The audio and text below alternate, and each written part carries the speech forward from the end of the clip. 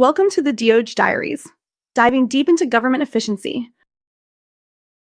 All right, folks, welcome back to another episode. Let's jump right into it. There's been a lot of talk recently about DOGE's, let's say optimistic projections regarding cost savings. Anyone else feel like those numbers are pulled out of thin air?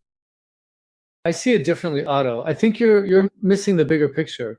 These initial estimates, even if they're not 100% accurate, are meant to spark conversation, to get people thinking about the potential. It's about envisioning a future where government isn't a bloated, inefficient behemoth. But isn't that a little irresponsible? I mean, we're talking about taxpayer money. People need to be able to trust that the government is being honest about how it's spending their hard-earned dollars. If the savings projections aren't accurate, how can we be sure any of these other initiatives are actually effective? It erodes trust, you know? Exactly. It's not just about trust, it's about real-world impact. I saw this article about how DOGE is targeting this old salt mine facility where they process retirement applications. Apparently, they are planning on digitizing it. But how is that a good use of taxpayer money? It seems like it would be better spent on improving lives of average people with affordable housing or better healthcare options. That place probably supports a whole town. But Otto, think about the potential efficiency gains. Digitizing the application process streamlines everything. Think of the paper saved, the man-hours reduced. No more filing cabinets overflowing with documents. It's about progress, about dragging government kicking and screaming into the 21st century. Plus, that frees up that facility and that land for other uses. Progress that leaves people behind. What about the older folks who aren't tech savvy? Or the people in rural areas with limited internet access? Are they just supposed to figure it out? I read somewhere about how DOGE's digital retirement application is taking applications away from those who may not have the digital tools or training available to them. It's not fair? Sounds like a recipe for disaster. I think that's a valid concern, Otto. While I appreciate the idea of streamlining processes, it's crucial to ensure that these changes don't disproportionately affect vulnerable populations. The article about the digitalization of government pensions highlights a potential improvement, but I'm not sure that focusing on this process alone solves things. It's like putting a Band-Aid on a gaping wound. It seems they're neglecting larger systemic issues. I'd prefer they invested in broad process improvements across the government rather than just this, especially if it hurts some people. But isn't disruption necessary for progress? Think about Elon's approach to everything. Tesla, SpaceX, it's about pushing boundaries, challenging the status quo. Maybe a few people get left behind initially, but the long-term benefits outweigh the short-term pain. These kinds of reforms are necessary to keep pace. Short-term pain. We're talking about people's livelihoods, their retirements. A Nashville family business might relocate overseas because of these Trump tariffs. How many more small businesses like Otto are considering moving overseas because of these escalating tariffs? It's infuriating that these tariffs prioritize political posturing over the economic well-being of ordinary American workers and families. See, I think this illustrates the complexity of the situation. You can't just bulldoze through everything. You need a balanced approach, a focus on incremental improvements, and constant evaluation of the impact. A lot of people have valid criticisms. I read about how Bill Gates said it was killing children. I think it's a little overblown and politically charged, but it makes me think about all the problems that exist already that are not getting better. Killing children? That's hyperbole. But even that kind of extreme reaction points to something important: the fear of change, the resistance to new ideas. I mean, the criticism around DOGE feels almost poetic. It suggests a profound disconnect between the intended and perceived consequences of radical change. This is how transformation occurs: the old order resisting the new. Transformation that costs people their jobs? I don't buy it. I saw an article about DOGE cutting funds for AmeriCorps programs. AmeriCorps. That's the exact opposite of what efficiency should look like. DOGE is about efficiency, but the cuts to AmeriCorps, which helps the most vulnerable, are happening at the same time. Doesn't that seem counterproductive to improving things for the average person? But isn't the existing system inherently unstable? It's creaking under the weight of its own bureaucracy. We need bold solutions, radical thinking. If DOGE's overstated savings were a deliberate strategy to highlight the need for deeper systemic change, what other overstated figures are hiding similar truths within the existing political system? I just don't trust it. And I certainly don't see any evidence that the government is improving anything for normal people. I read that the government's old retirement application process was not just inefficient, but also risked people not being able to retire. Is it truly saving money if they have to hire more tech support or create new programs to deal with the digital divide, or will the new system be less expensive in the long run? That's a great point, Otto. I think we need a better way to measure the actual impact of these programs. We need specific, measurable metrics to track real savings and a really transparent oversight process. I learned that government spending has increased despite DOGE's claims. We need more effective methodology to quantify the actual impact of such programs in the long run.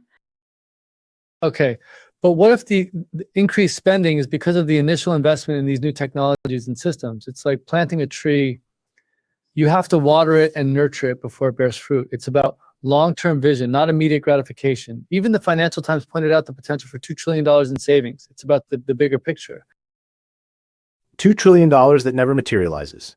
The consistent revisions to DOGE's claimed savings figures highlight the potential for inflated reporting and political rhetoric to obscure the true impact of these policies on taxpayer money and the broader economy.